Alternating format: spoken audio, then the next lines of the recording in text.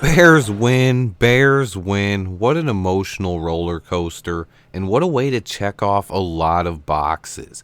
We became the first team all season to win a game without scoring a touchdown. Justin Fields had his third game-winning drive of his career. Matt Eberflus got his first division win as a Chicago Bears head coach. Montez Sweat again made an impact, and the Bears are now 4-8 after forcing 4 turnovers and shutting down the Vikings offense for almost the entire game. They gave up 1 touchdown drive and a field goal, but that's it. They were pressuring Josh Dobbs all night and flying all over the field. 4 interceptions. Both of Ryan Poles' draft picks last year, Jaquan Brisker and Kyler Gordon, both making impact plays tonight. So did Gervon Dexter, so did Montez Sweat, so did Jalen Johnson. It's also important to note during the one drive the Vikings scored, both Kyler Gordon and Jaquan Brisker missed most of that drive. They got banged up but returned to the game later. This was an up and down game, and I have a couple things I want to talk about.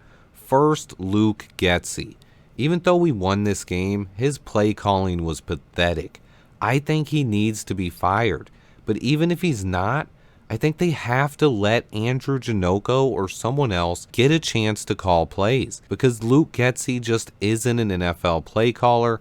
I don't know how else to put it, but he continues getting exposed by defensive coordinators, and someone in the Bears front office has to see it. I've never seen a play caller call back-to-back-to-back screens, and Getsy has now done it 3 times in 2 years.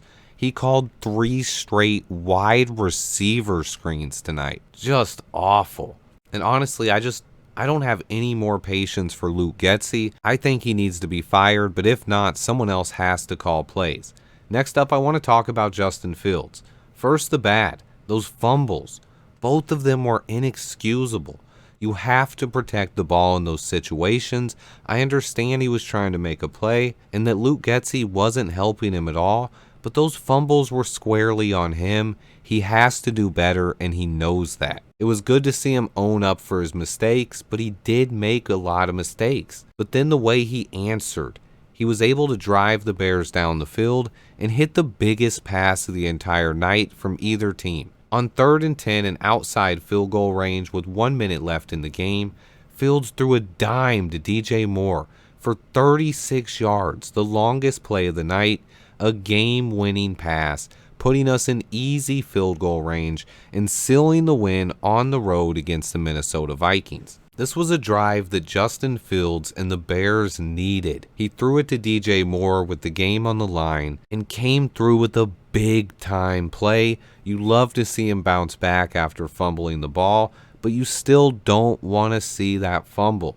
How he responded to that with the game on the line does matter more, though.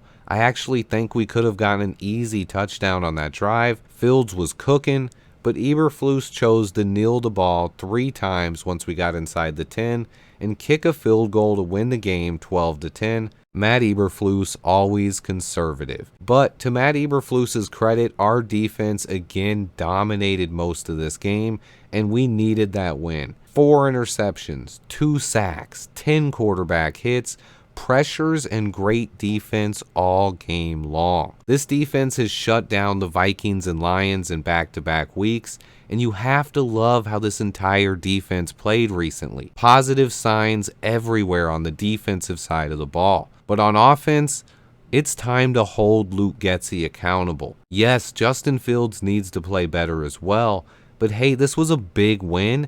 It almost doesn't feel like it, but that final drive was awesome. You love to see it for Justin Fields and DJ Moore. Good to see them come through with the win, especially after how great the defense played. Other than Jalen Johnson dropping another pick 6, you gotta catch those, JJ, especially if you want paid those big bucks. But Ryan Poles' draft picks and his acquisitions made some big-time plays tonight, especially on defense, but also on offense with DJ Moore coming through with over 100 yards, finally getting 14 targets, 11 catches, his career high, and 114 yards. Let's go, DJ. Let me know what you guys think. I'll be breaking down this game and last week's game a lot over the next 2 weeks as we head into our bye with a big win. We're still 4-8 and not going to be sniffing the playoffs anytime soon, but you want to see Justin Fields and DJ Moore get some wins down the stretch so this team can bring in Marvin Harrison and some more talent on offense. But I also need to see Justin Fields play better down the stretch. Stop fumbling the ball. But I have to at least mention Gervon Dexter. He was awesome tonight with multiple pressures. He just missed a sack. Definitely going to have to break down his film over the next week or two. Let me know what you guys want to see and your thoughts from tonight's game. Please remember to hit that like button for me. And until next time, bear down.